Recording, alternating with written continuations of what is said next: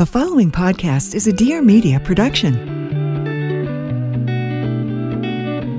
Hey guys, I'm Whitney Port, and this is With Wit.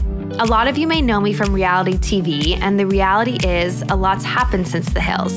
With Wit is dedicated to having real, raw, and occasionally ridiculous conversations with the people who have had a profound impact on me. Life-changing moments, life-changing people. Because on With Wit, very little is off limits. Hi, everyone. Welcome to With Wit. This week has been a bit emotionally draining for me, if I'm being totally honest, which I always am with you all. It was Sunny's birthday yesterday, and I've just been on such a high, and sometimes with such a high can come such a low. So I just have so many emotions coming with it. The big one, obviously, being grief. Last night, I actually let myself cry for the first time in a while. I usually let myself cry all the time, but the past couple weeks, I haven't even really needed to. 2 weeks is a lot for me, so it felt really good to get it out. Now I'm reflecting and just trying to take steps to get to the next moment, to be in the moment with my work. We have the Cozy Code dropping this week, our summer launch. It's called the Sundown Collection. A little aside, but with work, with personal, with friends, with family, just with maintaining relationships, and then also with self-care. And so I thought, as I take this time just to really dig into all those things and make sure I'm taking care of myself, I would put together a little series of self-care related episodes that I've shared with you in the past. I thought it would be cool to basically do like a best of, featuring some of my favorite tips and conversations from 3 past episodes. Some moments that have really impacted me, some moments that I know have really spoken to a lot of you that have listened. And I think it will be just like a great little Cliff's Notes too, for those of you who are new listeners here, a little bit of a dive into what some of the conversations on With Wit are about. So if you have heard them before, I hope they are good reminders. If you haven't, make sure to check out all the full episodes. I will list them in the description. First up is a section from the episode titled Rabbi Steve Leder on finding spirituality and floating with grief. We talked to you after my dad passed away, and I remember you saying to me that this feeling that I have, this grief that I had, that it would always be this deep and this painful, but the amount of times I would feel it throughout the day would be less and less and less. That's right. And I have to say that is one piece of advice that I've continued to tell myself, and that whenever I have someone else in my life who loses someone, that I tell to them too. My father died 2 years ago, 2.5 years ago, after 10 years with Alzheimer's. And when I was a very young rabbi, even younger than when your father died, because I started in 1987. I think you were 2 or 3 years old. I was 2, yeah. Yeah. What I used to say when I was a very young rabbi was, Whitney, the most honest and helpful thing I can say to you right now is it won't always hurt so much. And then I had experience with death, and I stopped saying that. And now, ever since, I say, Whitney, the most honest and helpful thing I can say to you is it won't always hurt so often. Because grief, this has been one of the most helpful things in the whole book, I think, for people in terms of the letters and emails I'm getting. Because my generation, I'm 60 years old, and yours, we were raised under the work of Elizabeth Kubler-Ross about death, dying, and grief. And she's the one who came up with the 5 stages of dying and the 5 stages of grief.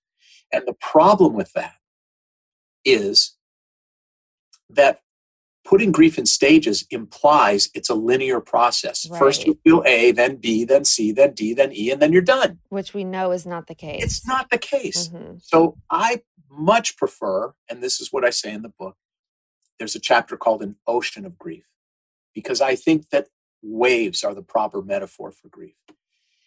when you experience a loss, the waves come very large and very close together at first. And they do spread out. They do become less frequent. And yet, you can have a month, a year of beautiful calm seas, and your back is turned, and a giant rogue wave rises up and just takes you down. That's grief. It is nonlinear. Anyone who thinks the shortest distance between 2 points is a straight line knows nothing about grief. Let's extend that wave metaphor for a moment. There are 2 ways to face a wave. And all of us in California know this. Okay, yeah.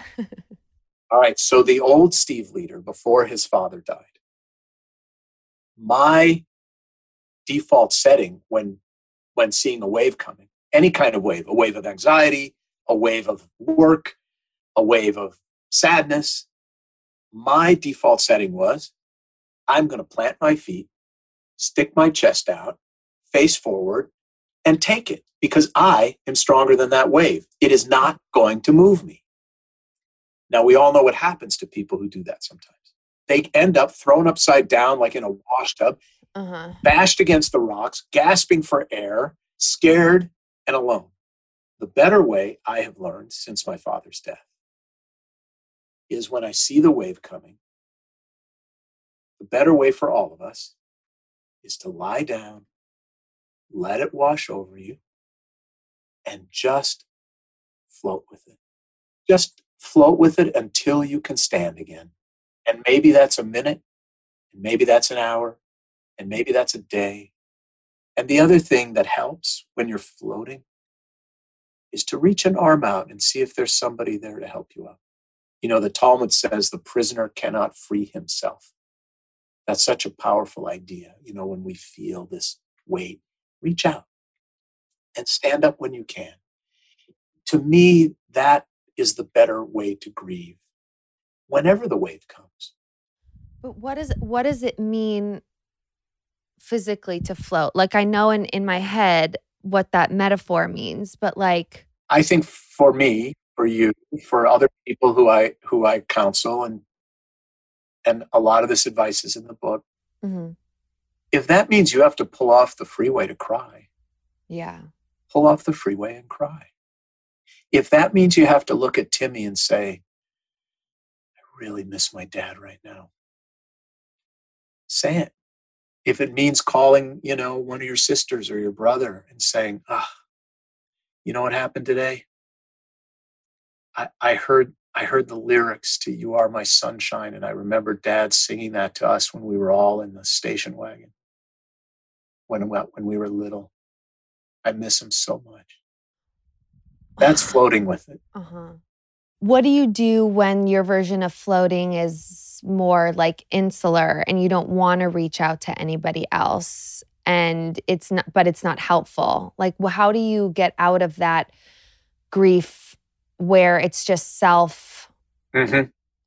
It just keeps loading more and more on top. Yeah. You're not, and then all of a sudden there's no way out. Like, that's how I feel like I've had 8 years of just not reaching out. And because people are available to me. Like, my husband is very supportive. My family is there. My default setting is to close up, to cancel whatever I have going on in my day. I don't want to be with people. Mm-hmm. I think it's a matter of degree. Mm-hmm. Okay. I think there's a point at which canceling and staying at home under a blanket on your father's birthday or Valentine's Day, whatever, I think that's the right thing to do. I did a segment once on the Today Show called When the Holidays Hurt, because the holidays are horrible for a lot of people. Yeah. Right? And you do need to take care of yourself and go a different way during the holidays, because nothing is more difficult than being around a bunch of happy people when you're broken inside. Right? That being said, there is a line that we can cross from self-care to self-pity. Yeah. And when you feel you're crossing that line from self-care to self-pity, That's a signal to reach out to someone you love who will help lift you from your suffering. I'll tell you a very interesting scientific study about this. Please. So it's an old study. They took subjects and put them in a room with a bucket of ice water alone and asked them to stick their feet in the ice water. And then they timed them to see how long they could stand it. Then they took the same people, same bucket of ice, same room, but there was another person in the room with them when they did the experiment. And every single person was able to keep their feet in the ice water much longer when there was someone else in the room with them. Why? Because no one suffers pain better alone. No one. This is what the Talmud meant when it said the prisoner cannot free himself. So when you cross that line from self-care, I'm going to stay home. I don't want to be around a bunch of noise and people and food and booze and crap. I'm going to sit at home under a blanket with a cup of tea and read a book and think about my dad. That's fine. That's appropriate. That's self-care. But I think we all know when we drift into self-pity, and that's a signal to pick up the phone. So for me, I feel like, and this is a vast generalization, but because my dad died, everything is now gray. And even as happy as I think my life is, it's never going to be as happy as it could have been. And so I feel just like a low level of depression because it just doesn't feel complete, right? So yeah. Well, it never will be complete in the way it was before. It never will be complete in the way it was before. This is a real loss. You haven't lost everything, but you have lost something very, very deep and powerful and real. And I think the challenge then becomes, and this is why I called the book The Beauty of What Remains. The challenge then becomes, can you, while feeling the loss, also start to think about the beauty of what remains of your father? What is there in you that you know you got from him? And I'm sure there's plenty. Yes, there is. And I'm sure it's beautiful.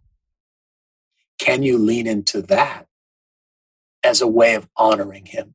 Your father was beautiful in life. Can you make him beautiful in death? I hope you are enjoying this so far. How amazing is Rabbi Leader? So inspiring. Such an interesting view, and a view that is necessary and something that I really hadn't heard before. So I always like hearing new insights on things. It helps me broaden my horizons and self-care knowledge and allows me new words to tell myself and new ways to cope with things. So next up is actually a little bit from a solo episode.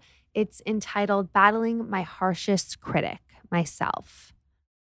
Okay, how do I relax? First thing that I do when I find myself starting to get all up in a tizzy and work myself up about something is take some deep breaths. Like breathe in, hold it, breathe out. Breathe in, hold it, breathe out. Breathe in, hold it, breathe out.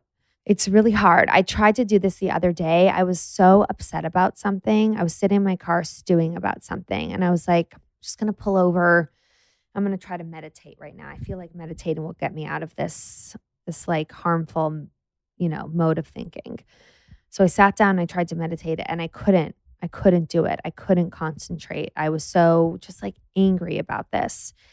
And I turned it off and I was like, okay, first of all, don't beat yourself up for turning it off. Like that's number one, is don't punish yourself for feeling like you can't relax or having these feelings. Like we need to stop harming ourselves with the words that we say to ourselves. Like I was finding myself be like, God, Whitney, why can't you just relax? Like the meditation will help. You're going to feel so much better afterwards.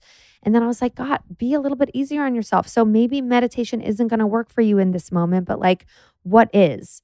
Is just sitting in the car and like breathing going to help? Maybe let's try it. So I did that. It started to relax me a little bit.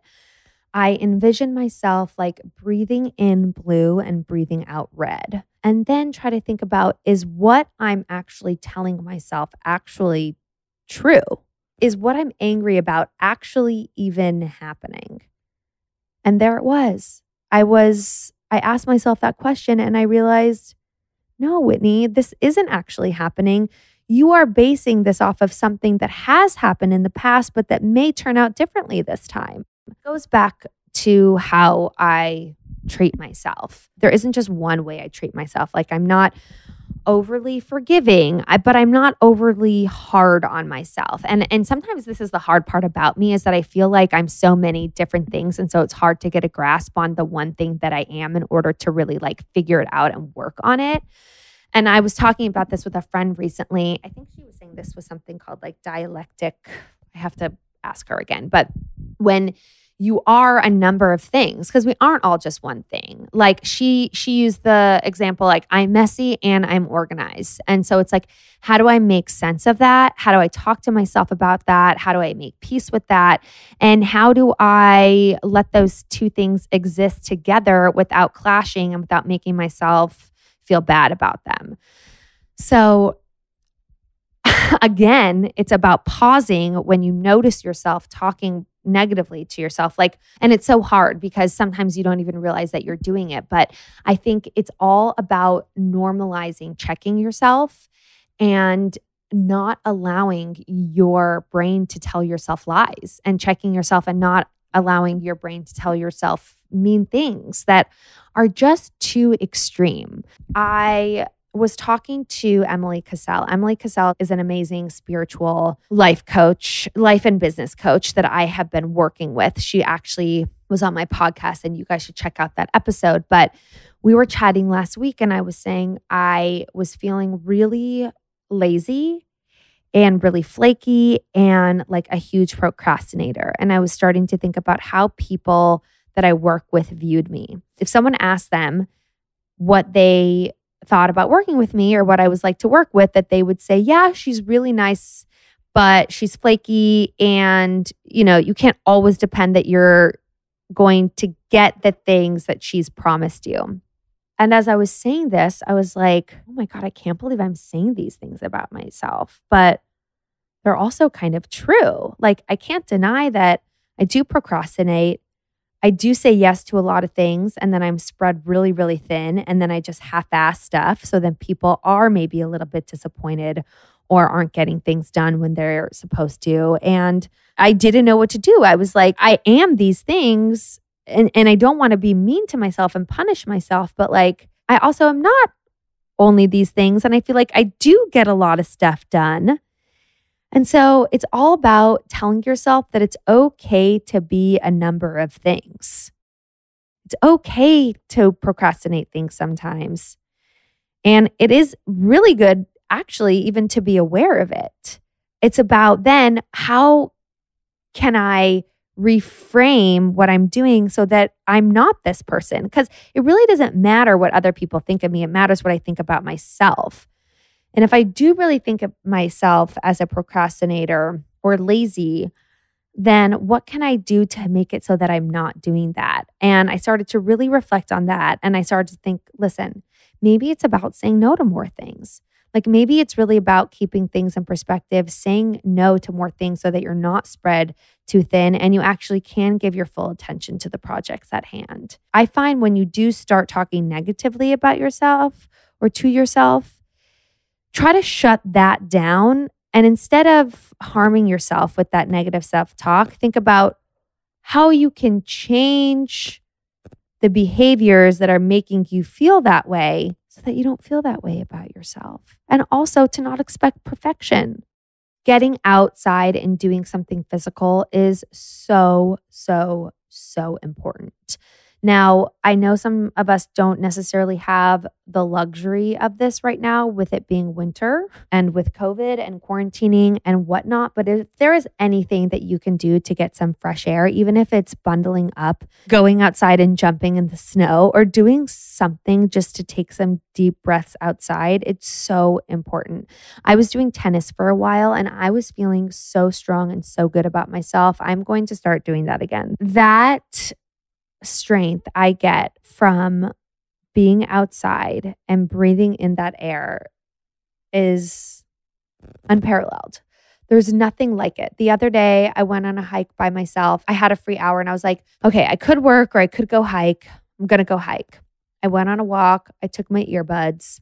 Usually I don't really want to take my phone because if I'm on my phone, I cannot help myself and I'll check my email and I'll start texting people. But I really wanted to do a meditation. So I took my phone and I vowed to myself that I wasn't going to look at it, but I did. So that's okay. It's okay. I try not to beat myself up about it, even though it sounds like I'm beating myself up about it right now. But I did a meditation. I remember it was kind of a half-assed meditation sitting on the top of a mountain, but I was like, just do it, get it done. You'll be proud of yourself. And I did. And I'm still like on a high from that. Like, even though it wasn't fully what I wanted to do, I didn't fully check out of my phone. I didn't fully do the hike that I wanted to do. I went down partially and didn't go up partially. Like, it still was something. The positives that I got from it outweighed all of the negative self-talking. And so now it's working on just like soaking in all those positive things that I got from that walk and not punishing myself for the things that I maybe did wrong for my self-care, like the looking at my phone portion of it or the not doing the entire walk. Because like those things are going to happen. Sometimes you're not going to have that much time, or sometimes you are going to need to look at things that are timely, but don't then punish yourself on top of doing the thing that you said you weren't going to do. The most important thing that I've done lately to consistently try to avoid burning out is staying off of my phone on the weekends. And I know that that sounds obvious and something that a lot of people talk about, but again, people talk about it and do it because it actually works. Like, I need the time on the weekends to re-bond with Sunny and for him to see me as a human being without a piece of technology connected to me. He needs to know that I'm engaged. And that for me really fills me up. Like, the fact that I am fully present with him gives me so much fuel to then feel better about myself during the week when I can't necessarily be with him or be present. It's hard because social media is my job. And I feel like the more I share, the more this community grows and the more exciting things happen. But it doesn't have to be 24/7. It's more important for you to take care of you for a small amount of time for the whole of yourself and your family and your job than for you to just be going. And now a word from our brand partner for this extra special episode, a brand that I have been using and loving for a while now, Elemis. Elemis is actually the #1 luxury British skincare brand that believes in, quote, truth in beauty. One of the biggest reasons why I love them is about how apparent and truthful they are about every single thing that goes in them. And moreover, how amazing my skin feels and bounces back after I use their products, especially the Rose Cleansing Balm, which we'll get into. That is my favorite, and I know a cult favorite, but if you haven't heard of it, you're actually truly missing out. Anyways, today I'm talking to you about the cleansing balm, the Pro Collagen Cleansing Balm, which is so amazing. I was using their Rose Cleansing Balm forever, which I'm sure you've heard about. So I've been using their Pro Collagen Cleansing Balm forever, and it leaves my skin so incredibly soft, a transformative texture. It melts away every little bit of makeup grime and all the daily impurities for a super soft, like I said, smooth and glowing complexion. It nourishes as a balm and easily removes makeup as a cleansing oil and hydrates as a cleansing milk, so it doesn't leave your skin feeling like dry and tight and itchy after you wash. It's basically like a spa in a jar. It has a gorgeous blend of 9 essential oils, including lavender, chamomile, and eucalyptus. I'm obsessed with it. Personally, love the rose infuse the most, but both are amazing. And if you have sensitive skin, they have a new one, which is their naked formulation, which is actually fragrance-free. I love this balm, the Pro Collagen Cleansing Balm. It's a staple in my shower. Always. I swear. I want you to try it too. So for almost 20% off, visit elemis.com and enter code WITHWIT20 to enjoy 20% off full-size products. All right, go enjoy and then let me know what you guys think. All right, back to our episode. Hi, I'm Cara Natterson. And I'm Vanessa Kroll-Bennett. We're the co-hosts of the Puberty Podcast. Each week, we dive into the what and how of raising kids through puberty, that roller coaster of physical and emotional shifts for kids and parents alike. Combining reliable science and relatable parenting strategies, we will all learn about, laugh about, and yes, maybe even cry about adolescence, ours and theirs.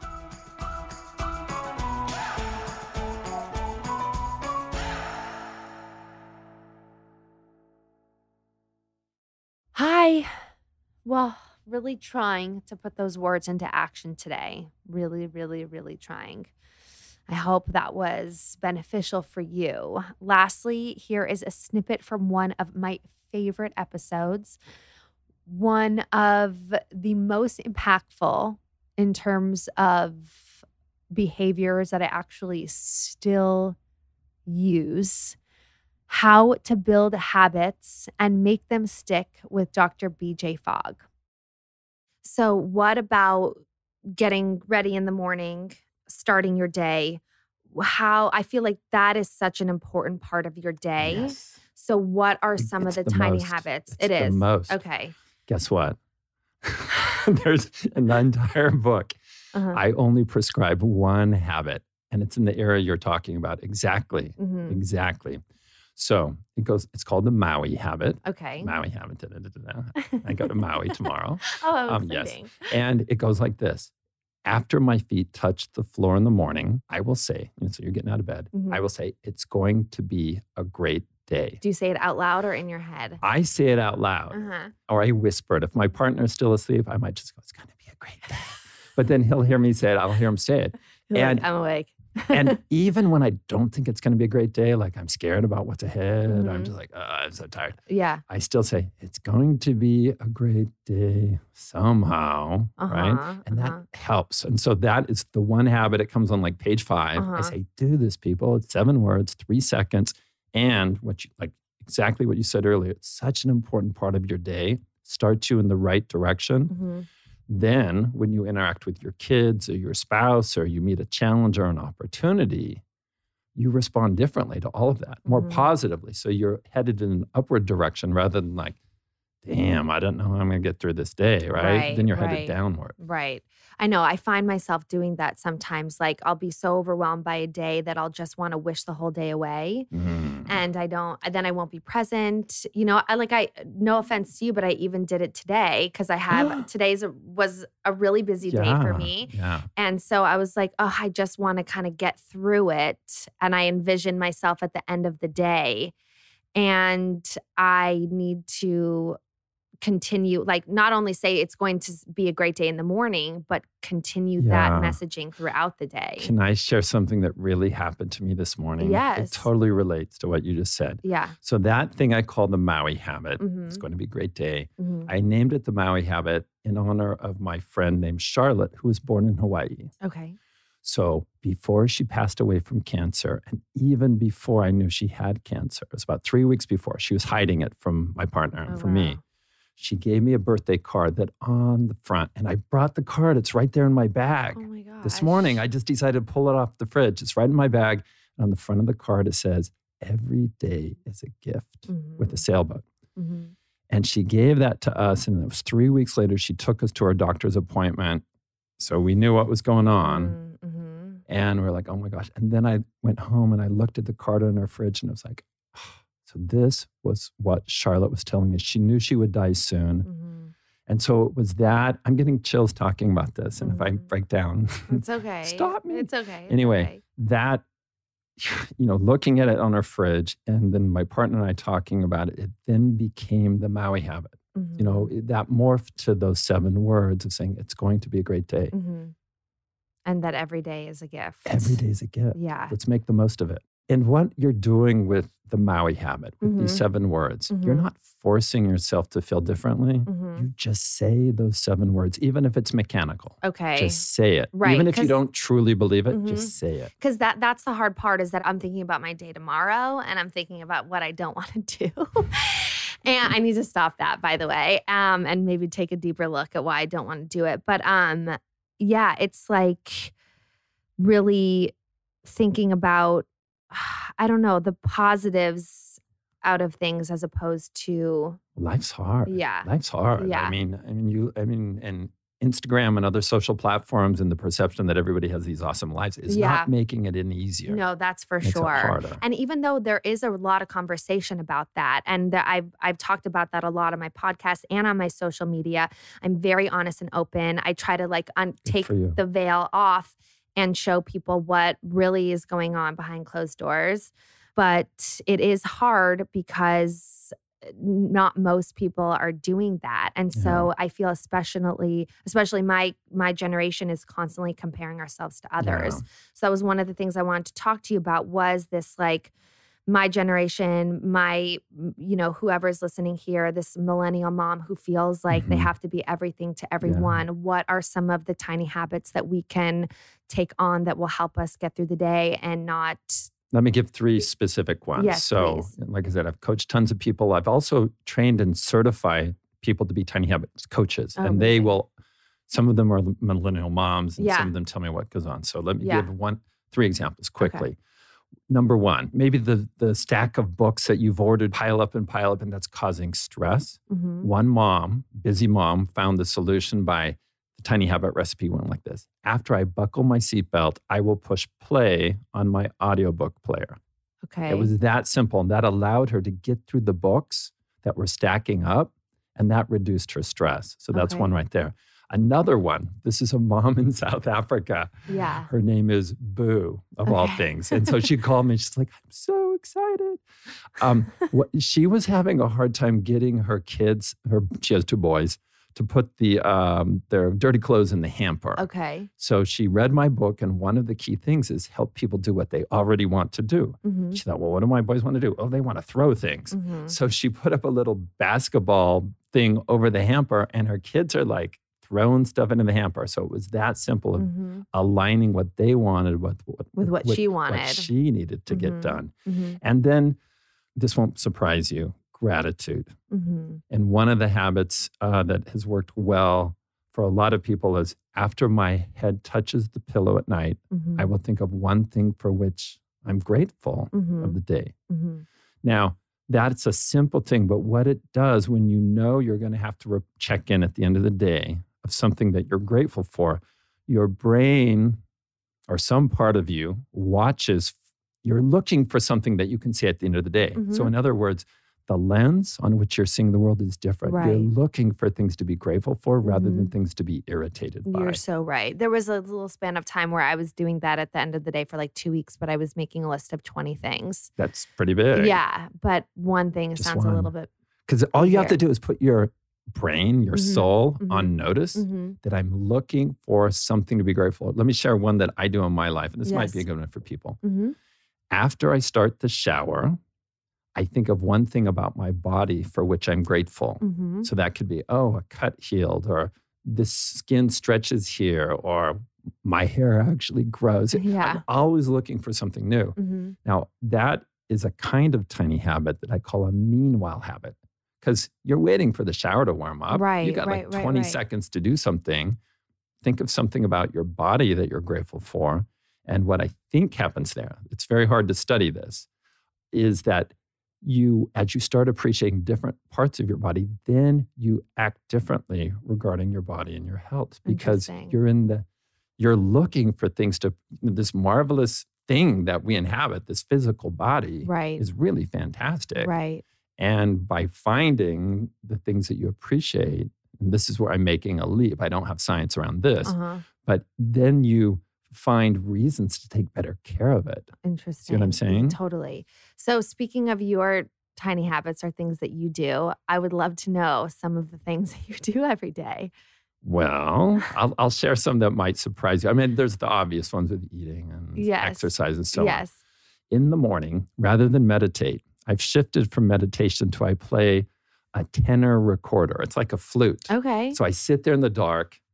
And now the last week or two, I've been lighting like candles and I sit there and I just play long tones like, and then I'll play some songs and whatever. Oh, I brought a soprano. Want me to play it? Yes. No, I'm kidding. No, I really do have it in my bag. I would be down. Maybe as we close it out. Okay. So one, early in the morning, just play and even if I don't feel like playing it, I know like just take 3 breaths and get it going. And it shifts and I'll play for 20 or 30 minutes. And over the last 3 years, I've actually gotten pretty good. I played for 900 people in London last week at a big hall. Wow, good for you. Well, it was for jokes and make them laugh at me, but still. But yeah. Another one that might surprise people is, it has to do with nutrition. This is an odd one, but it works for me. Again, explore what works for you. For me, when I go to eat an apple as a snack, I only eat the peel. The skin, what do you call it? I only eat the outside and I throw the rest away. You know what's weird? I have a weird apple habit too, but I don't know what it means. Every time I eat an apple, I have to twist the stem off and do the ABCs and see what letter. It used to be when I was younger, I think it was because like whatever letter it came off on, I was like, oh, that's the first letter of the man that I will marry. Like it would come off at S and I'd be like, oh my God, I'm going to marry Sean. Now. Yeah. Okay. Well, okay. Here's what you do. Why? It's such a random thing. But now I have to do it all the time. You have just pitched me a softball. I love this. Here's what. So here's what you do. For any existing routine you already have, whether it's starting the coffee maker or twisting the stem off the apple, you can then use that to remind you to do a new habit. Okay. So as you twist it off and you count A, B, C, maybe if it comes up the letter F, think of a friend in your life who you appreciate, whose name starts with the letter F. Okay, so you do the same routine, but then you map it to create a new habit that you want. Yeah. And I'm suggesting one that's about relationships and appreciation for reasons that you and everybody listening understand. Right. So anything you already do can be, I call it an anchor. So whether that's turning on the shower, buckling your seatbelt, starting the coffee maker, walking in the door after you get home from work, can then be your reminder. You can put a new habit right after that. So you have basically real estate you can develop right it's after. Already a habit that just needs to be reprogrammed a little. And you just add something on to it. I call it anchoring. So you tie the new habit onto something solid you already do. And I've never heard the twisting the apple stem. It's so weird. I'm going to use that example in the future. Okay. Can I? Yeah, of course. I love it. All right. Well, thank you so much for checking out this little mashup. I hope you enjoyed it. Let me know by leaving a review if you like this kind of content, if you're new here and are excited to listen to more. I'll do more of these in the future if you are into it. Take care of yourselves and chat with you next week. Thank you guys so much for listening. I hope you loved this episode. Don't forget to subscribe, rate, and review. I'd love to hear what you think and anything more or even less you'd want to hear about. Tune in every Tuesday for a new episode. If you want to know more about what I'm up to, you can find me on Instagram at Whitney Eve Port, my website, whitneyport.com, and my YouTube channel, Whitney Port. Peace in the streets.